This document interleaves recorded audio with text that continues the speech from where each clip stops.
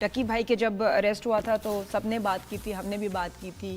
कि भी अच्छी बात है सर आप इन्वेस्टिगेशन हो, पता चलें आपको एज अ यूट्यूबर आपकी बहुत रिस्पॉन्सिबिलिटी होती है कि आप किसके साथ कनेक्ट हो रहे हैं, किसको एंडोर्स कर रहे हैं, ऑल दैट। और बेटिंग एप्स का तो बिल्कुल पाकिस्तान में कहीं को इसका काम ही नहीं होना चाहिए, मीडिया पे कहीं भी इसको एंडोर्स किया जाए। इन्वेस्टिगेशन चली, अरेस्ट हुए एंड ऑल दैट, लेकिन अब जब वो जब ये अरेस्ट थे तो बहुत जगह बात हो रही थी इन पे तशद्दुद हो रहा है, नहीं हो रहा। जब इनसे लोग मिलते थे तो ये कुछ नहीं बताते थे ऑब्वियसली, और उसके बाद अब वापस आके डकी भाई ने जो रिवील की हैं डिटेल हॉरिफिक। अच्छा ये तो है, और इस पे कितने सारे सवालात हैं कि इस तरीके से दिहाड़े मतलब किसी को उठा भी लिया जाता है। ठीक है आपने उठा लिया, होगा कोई भाई सस्पिशियस एक्टिविटी होगी, जो भी है, इन्वेस्टिगेशंस हो रही है, सरेआम उसकी पेशियां भी हो रही हैं, उसके साथ ये जुल्म भी हो रहा है, ज्यादती भी हो रही है, कोई नहीं पूछ रहा। अच्छा फिर आने के बाद खुलेआम वो एक वीडियो बना रहा है, और एनसीसीआई जो इदारा है एक बाकायदा क्राइम एजेंसी जाहिर है, वो साइबर क्राइम से मुतालिक वो इन्वेस्टिगेट करता है, पूरे इदारे पर वो तकरीबन कितने आधे घंटे की वीडियो है, 15 मिनट की तो है ना, वो 15 मिनट की वीडियो वो बना रहा है बैठ के, और पूरी वीडियो में वो इदारे के जो लोग हैं, जो उनके ऑफिसर्स हैं, उन पर इल्जामात लगा रहा है। ये मुझे समझ नहीं आया, वैसे मैं आपको बताऊं बात, ये मुझे समझ नहीं आई बात कि इसके किसकी समझ नहीं आई? मुझे ये समझ नहीं आई कि एक तो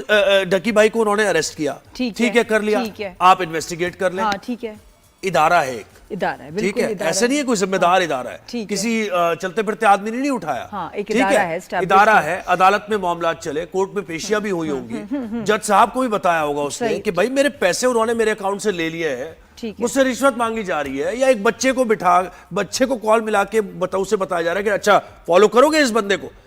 तो ये सारी प्रैक्टिसेस हो रही है वहां पर, प्रोसिक्यूशन के दौरान, इन्वेस्टिगेशन के दौरान, अदालत भी चल रही है, हाँ, रिमांड भी हो रहे हैं, तो ये कैसे हो रहा है सब? नहीं क्या, मुझे नहीं समझ आई। आपको समझ आएगी, मतलब ये तुम्हें डक्की भाई का अजीब लग रहा है कि अब मुझे डक्की भाई का भी अजीब लग रहा है, मुझे क्यों बात कर रहे हैं, मुझे जो उन्होंने बात की है वो भी अजीब लग रही है कि कितना नॉन प्रोफेशनल रवैया तहकीकात करते हुए। दूसरा मुझे ये भी एक अजीब लग रहा है कि वो बाहर आया बंदा, बाहर आने के बाद एक वीडियो पूरी बना देता है और वो पूरी एनसीसीआई के बारे में कहानी खोल के रख देता है। अच्छा अब क्या भाई इन्वेस्टिगेट करें फिर आप, एनसीसीआई कैसे काम कर रहा है ये? क्यों लोगों को उठा रहा है इस तरीके से? आपको लग रहा है कि डकी भाई जो कह रहे हैं क्या उसमें कोई सच्चाई नहीं? मैं सच्चाई पे तो पहुंच नहीं रहा ना अभी, मैं ये कह रहा हूं जब पहले जो इनको उठाया था, अरेस्ट किया था, तब सच्चाई थी, क्या एविडेंस मौजूद था नहीं था? उस वक्त किसी ने, जज ने क्यों नहीं कहा कि भाई कोई एविडेंस नहीं है आपके पास, आप क्या कर रहे हो, आप रिमांड क्यों ले रहे हो बार बार, किस बात का आप रिमांड इनका मांग रहे हो जब नहीं है? वो चलता रहा, इतना ड्रैग होता रहा, इनकी वाइफ भी इसमें, उनको भी उनके खिलाफ भी कहा गया कि तुम्हारी वाइफ को भी ड्रैग कर लेंगे इसमें। सब चीज चल रही है और कोई देख नहीं रहा, कोई देख नहीं रहा कि एक बंदे को विक्टिमाइज किया जा रहा है। अच्छा फिर विक्टिमाइज चलो किया गया नहीं किया गया मुझे नहीं पता, बाद में आके वो बंदा इतना कॉन्फिडेंट बैठ के बात कर रहा है कि आप उसे डर नहीं है कि भाई ये दोबारा इदारा मेरे खिलाफ नहीं, कोई क्योंकि काम पता कर देगा? एक तो ये कि अब वो इस वक्त फिलहाल कस्टडी में नहीं, जब आप कस्टडी में होते हैं आपकी वैसी जान निकल रही होती है कि आप किसी के खिलाफ क्या बात करें, मैं वापस जाऊंगा तो मेरा और कितना बुरा हाल होगा। और दूसरा आई थिंक उसको अब लग रहा होगा कि कुछ देखा, अब उसको हेल्प मिल रही है, अब ऐसे भी इदारे नोटिस कर रहे हैं कि भाई इसके साथ गलत हो रहा है, तो शायद अब उनके भी सपोर्ट के साथ ही इज कॉन्फिडेंट कि मैं अब सच बोलूं। लेकिन बड़े खैर हमारे नुमाइंदे तारिक खान ने ज्वाइन किया। तारिक मुझे बताएं कि ये जो हम इस पे अभी मैं और नादिया भी बात कर रहे थे, जो हम सवालात रेस कर रहे थे, अपनी जगह मौजूद तो है ना उनके साथ ये होना और फिर उनका ये वीडियो बनाना, ये कोई इतनी सिंपल बात नहीं है। बिल्कुल आपने ठीक कहा है, लेकिन जो वीडियो बनाना है, मेरा ख्याल जहाँ तक एक तो ये अपने जो व्यूअर्स हैं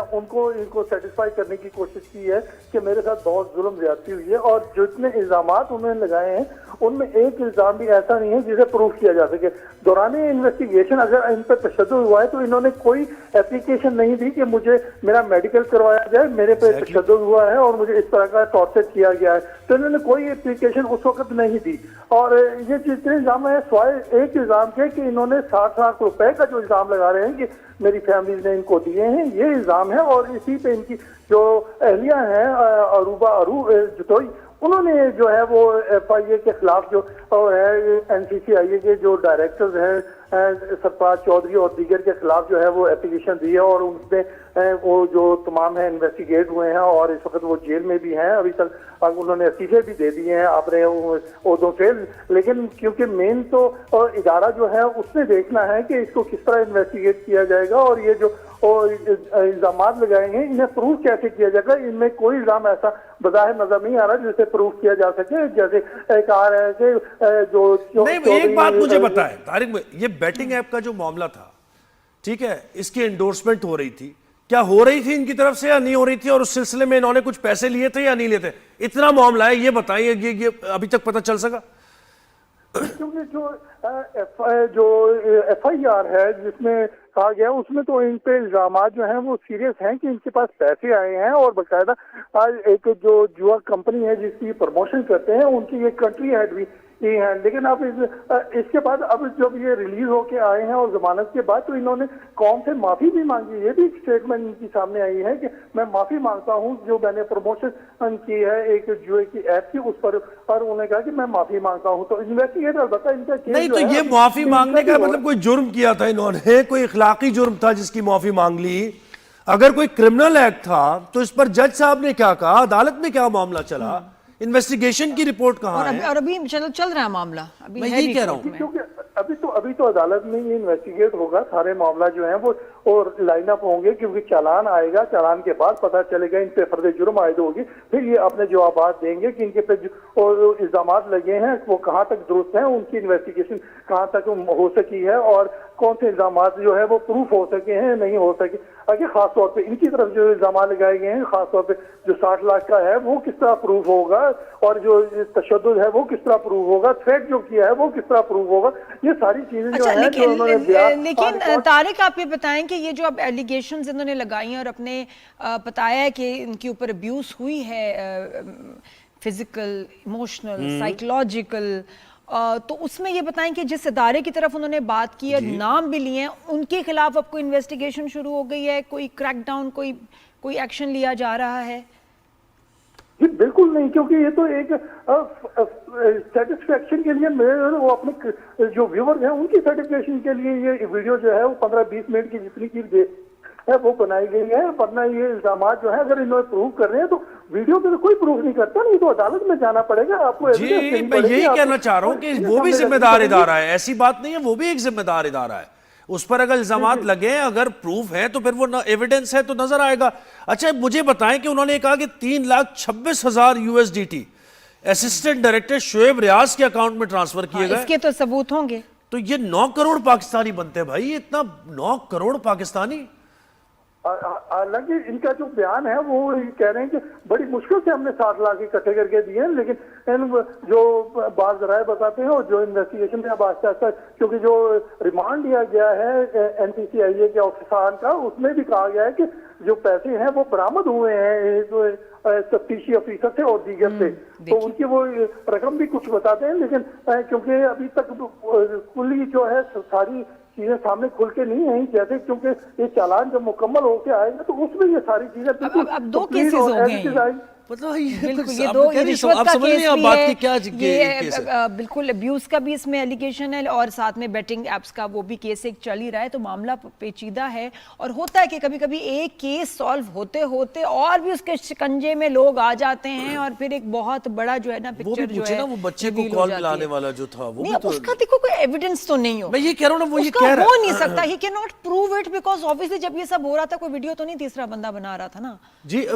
तो ये इसको प्रूव करना, लेकिन इनका देना बताना, ये अजीब सी बात था कि एक बच्चे को कॉल मिलाई। देखो आसान नहीं, कोई क्यों उसको बना के कोई ऐसे झूठ बना के कुछ ऐसे बात करेगा, ये भी एक hard for me to believe कि क्यों कोई ऐसे बात बना के ऐसे बोलेगा। तारिक नहीं, तारिक NCCI मुझे बताएं, NCCI की तरफ से कोई ऑफिशियल मौक़िफ़ अभी तक आया है इस पर कि ये जो बात और जिनका नाम लिया गया है उन्होंने भी कोई स्टेटमेंट दी है, कुछ बताया है? जिनका नाम लिया गया है बल्कि चौधरी सफार है, वो तो सारे कस्टडी में है, वो तो जेल में है, वो तो अपना मौक़िफ़ दे नहीं सकते, वो तो इस केस में जिसमें डक्की भाई को गिरफ्तार किया गया, इसके वो एविडेंस वही उसके एविडेंस है, वही एविडेंस खुद आगे जो है वो रिकॉर्ड करवाएंगे, क्योंकि आम पब्लिक तो उसमें कोई एविडेंस है ही नहीं किसी की, यही जो एहलकार हैं और डायरेक्टर्स हैं यही उसमें जो है तो गवाह हैं, और यही अपनी गवाही जो है देंगे इन्हीं पर। और अब इन्होंने इल्जाम लगा दिया है तो एक पेचीदा केस है, अब देखिए इसमें क्या बनता है। अब लाख जो इन्होंने दिए हैं उसकी भी इन्होंने एविडेंस जो है वो देनी है कि किस तरह दिए थे, क्या तरीका था, पैसे किस किस्म के थे, नोट कौन कौन से थे। क्योंकि अच्छा, ये इदारा जो ये विफाकी इदारा है ना, ये विफाकी इदारा है ना? जी जी बिल्कुल वफाकी इदारा है, लेकिन आपको देखिए जब से इल्जाम लगे हैं और जब से गिरफ्तारियां हुई हैं उसके बाद इदारे में कराची इस्लामाबाद से भी लोग गिरफ्तार हुए हैं कि इन्होंने काफी सारे ऐसे किए हैं। अगर एक बात और भी इसमें मैं ऐड करूं तो वो ये होगा कि जितने भी यूट्यूबर हैं व्यक्ति भाई के बाद और उनकी वाइफ के इल्जाम लगाने के बाद उनकी जान बच गई है काफी हद तक, वरना ये सारे रगड़े में इसमें आ जाते। चले तारिक, बहुत शुक्रिया, आपने अपडेट किया और हमें डिटेल्स दी इस केस से। आप इस पर नजर रखिए। जी जी, बिल्कुल वेट एंड वॉच आपसे बात होती रहेगी।